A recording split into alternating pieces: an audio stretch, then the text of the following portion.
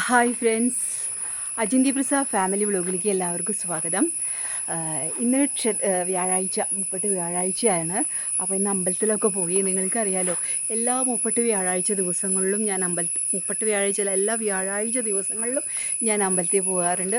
പ്രത്യേകിച്ച് മുപ്പട്ട് വ്യാഴം ഭയങ്കര പ്രാധാന്യമുള്ളൊരു ദിവസമാണ്. ഇന്ന് ചിങ്ങത്തിലെ മുപ്പട്ട് വ്യാഴമാണ്. ചിങ്ങമാസം നമ്മുടെ ഓണത്തിൻ്റെ മാസം. ചിങ്ങമാസം ശരിക്കും ശിവൻ്റെ മാസമായിട്ടാണ് നമ്മളെല്ലാവരും കണക്കാക്കുക. അങ്ങനെയാണ് ഞങ്ങൾ പഠിച്ചു വച്ചിരിക്കുന്നത്.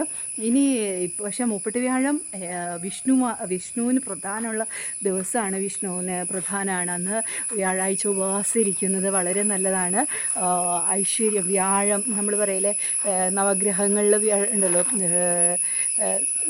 നമുക്ക് വ്യാഴഗ്രഹം വരുന്നുണ്ട്. അപ്പോൾ അതൊക്കെ കുറച്ച് വ്യാഴത്തിനൊക്കെ കുറച്ച് തടസ്സങ്ങളും ബുദ്ധിമുട്ടുകളും, ജ്യോതിഷത്തിലൊക്കെ നമ്മൾ വിശ്വസിക്കുകയാണെങ്കിലൊക്കെ നമ്മൾ വ്യാഴത്തിൻ്റെ അന്ന് ഉപവാസം ഇരിക്കുന്നതും അതുപോലെ നോൺ കഴിക്കാതിരിക്കുന്നതൊക്കെ ഒരു വിശ്വാസമാണ്. നമ്മൾ ഹിന്ദു ആചാരപ്രകാരം നമുക്ക് അതിലൊക്കെ ഒരു ഭയങ്കര വിശ്വാസമുള്ളൊരു ദിവസമാണ് വ്യാഴാഴ്ച. ഗുരുവായൂർ ഭയങ്കര തിരക്കായിരിക്കും.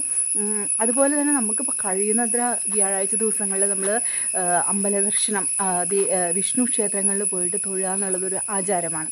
അപ്പോൾ നമ്മുടെ ഹിന്ദുക്കൾ ഒരുവിധം എല്ലാ ദിവസവും പോകുന്നുള്ളവർക്ക് നമുക്ക് കുഴപ്പമില്ല. പക്ഷേ വ്യാഴാഴ്ച ദിവസങ്ങളിൽ അമ്പലത്തിലൊന്ന് പോയി തൊഴു കൂട്ടി, അല്ലെങ്കിൽ നമ്മൾ മുത്തശ്ശി പറയാറുണ്ട്, അല്ലതല്ലാന്ന് വെച്ച് കഴിഞ്ഞാൽ വ്യാഴാഴ്ച വെള്ളിയാഴ്ച അങ്ങനെയൊക്കെ പറഞ്ഞു നമ്മൾ എല്ലാ ദിവസവും അമ്പലത്തിൽ പോകുന്നവരായതുകൊണ്ട് കുഴപ്പമില്ല. എന്തെങ്കിലും ഒരു ഇതൊന്ന് വ്യാഴാഴ്ച എങ്ങനെ മുടക്കം എന്തെങ്കിലും എന്താ അന്ന് വ്യാഴാഴ്ചയല്ലേ അമ്പലത്തിൽ പോയില്ലല്ലോ എന്നൊക്കെ ചോദിക്കാറുണ്ട്. അപ്പോൾ അങ്ങനെയൊക്കെ നമ്മുടെ വിശ്വാസം. വ്യാഴം എന്ന് പറഞ്ഞു കഴിഞ്ഞാൽ വളരെ പ്രാധാന്യത്തോടു കൂടി നിൽക്കുന്ന ഒരു ദിവസമാണ്. ഞാൻ സാധാരണ വ്യാഴാഴ്ച ഞങ്ങൾ തിരുവമ്പാടി, കുളശ്ശേരി, പരമേക്കാവ് അങ്ങനെയാണ് നമ്മൾ പോകുന്നത് കേട്ടോ. അപ്പോൾ നമ്മൾക്ക് വ്യാഴത്തിൻ്റെ മൂവ്മെൻറ്റ്, വ്യാഴമാണ് നമ്മൾ ഗ്രഹങ്ങളിൽ ഏറ്റവും പ്രധാനമായിട്ട് നിൽക്കുന്നത്. അപ്പോൾ വ്യാഴത്തിന് ബലം ഉണ്ടെങ്കിൽ, അല്ലെങ്കിൽ ബലം വന്ന് ചേർന്നാൽ മാത്രമേ നമുക്ക് ഉയർച്ചകൾ ഉണ്ടാകുള്ളൂ എന്നൊക്കെയാണ് നമ്മുടെ വിശ്വാസം. ഹിന്ദു ആചാരപ്രകാരം അത് ജ്യോതിഷപരമായിട്ടൊക്കെ നമ്മൾ വിശ്വസിക്കുന്നത്. അപ്പോൾ അതുകൊണ്ട് ആണ് വ്യാഴാഴ്ച ദിവസങ്ങളിൽ നമ്മൾ വിഷ്ണുവിനെ ഭജിച്ചുകൊണ്ടിരിക്കും. പിന്നെ നാരായണ എന്ന് ഭജിക്കുന്നത് നമുക്ക് വിഷ്ണു പാദം പോകാനായിട്ട് വളരെ നല്ലതാണ്. ഒരു ബുദ്ധിമുട്ടുകളോ തടസ്സങ്ങളോ കഷ്ടപ്പാടുകളും, നമ്മൾ പറയല്ലേ, നമ്മൾ ജനിച്ചു കഴിഞ്ഞാൽ നമ്മളുടെ മരണം വരെ നമ്മൾ ജീവിക്കണം. ആ ജീവിതത്തിൽ നമ്മൾ ഏറ്റവും സങ്കല്പിക്കപ്പെടുന്നത് ഈശ്വരപാദങ്ങളിൽ ലയിക്കണം എന്നാണല്ലോ നമ്മൾ വിശ്വസിക്കുന്നത്.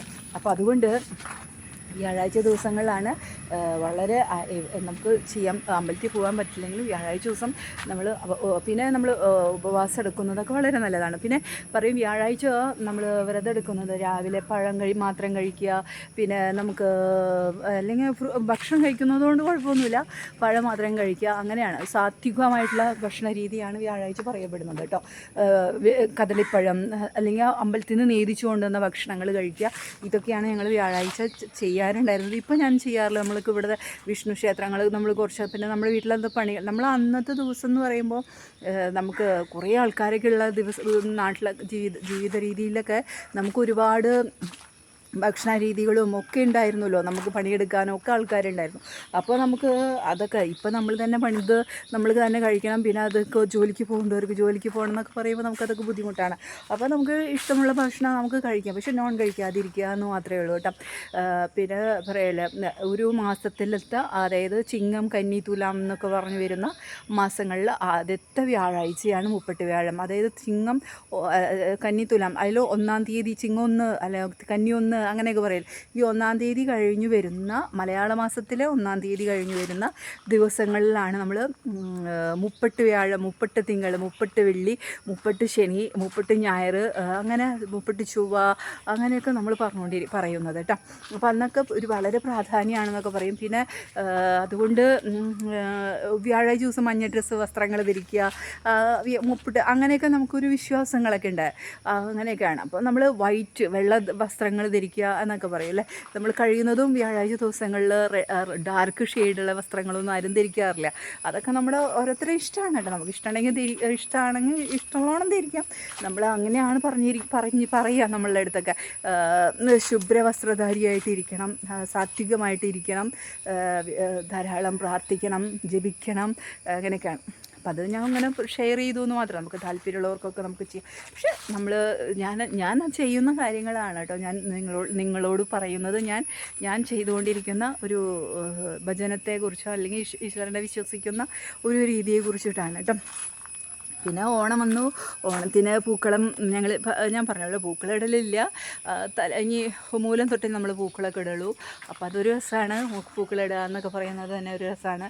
പിന്നെ നമ്മുടെ പണികളൊക്കെ നമ്മൾ ചെയ്തുകൊണ്ടിരിക്കുന്നു. പിന്നെ രാവിലെ അല്ലെങ്കിൽ വൈകിട്ടും നിങ്ങൾ എല്ലാവരും ക്ഷേത്ര ദർശനം ചെയ്യാനായിട്ട് ശ്രമിക്കുക കേട്ടോ. മുപ്പട്ട് വ്യാഴാഴ്ചയോ അല്ലെങ്കിൽ മുപ്പത് വ്യാഴാഴ്ചയോ എല്ലാ ദിവസങ്ങളിലും പോവുകയാണെങ്കിൽ സൗകര്യം. എപ്പോഴും നമ്മൾ ഹിന്ദു ബിലീഫ് അങ്ങനെയാണല്ലോ. നമ്മളെപ്പോഴും നമ്മളുടേതായ ലോകത്ത് നമ്മൾ ജീവിക്കുമ്പോൾ നമ്മളുടേതായ ഒരു ലോകത്ത് ഈശ്വരനും കൂടിയും മനസ്സിൽ വിചാരിച്ച് നമ്മൾ പ്രാർത്ഥിക്കുമ്പോഴാണ് നമ്മൾ ഒരു ഹിന്ദു ഇതിൻ്റെ നമ്മുടെ മനസ്സിലേക്ക് വരുള്ളൂ. നമ്മൾ ഹിന്ദുക്കളാണ്, നമ്മൾ ക്രിസ്ത്യാനികളാണ്, നമ്മൾ മുസ്ലിംസാണ് എന്ന് പറയുമ്പോഴും നമ്മളുടെ മനസ്സിൽ ആ ഒരു വിശ്വാസത്തെ അടിയുറച്ച് വിശ്വസിച്ച് മുന്നോട്ട് പോവുക.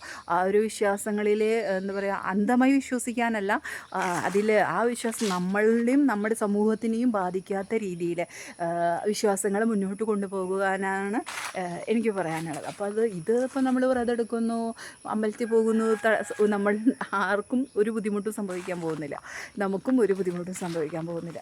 അപ്പോൾ നമുക്കങ്ങനെ പ്രാർത്ഥിക്കണം, അതാണ് നല്ലത്. അപ്പോൾ ഈശ്വരവിശ്വാസം എപ്പോഴും നമ്മുടെ മനസ്സിൽ ഉണ്ടായിരിക്കുക.